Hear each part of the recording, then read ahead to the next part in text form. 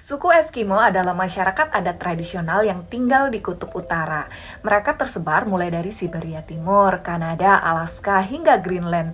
Terdapat dua golongan dari suku Eskimo ini, yaitu Inuit dan Yupik. Suhu di tempat mereka tinggal pastinya sudah begitu rendah, bahkan sampai minus puluhan derajat. Nah, kalau gitu berarti suku Eskimo nggak perlu kulkas dong ya? Eits, tunggu dulu, ternyata suku Eskimo punya kulkas loh di rumah mereka. Kulkas mereka gunakan bukan untuk mendinginkan makanan seperti kita guys, melainkan untuk menghangatkan makanan. Karena kalau sudah musim dingin tiba nih, makanan jadi mudah banget membeku dan rusak. Nah, kulkas digunakan untuk menghangatkannya. Kalaupun misalnya mereka nggak punya kulkas, mereka juga bisa pakai kulit binatang untuk menghangatkan makanan.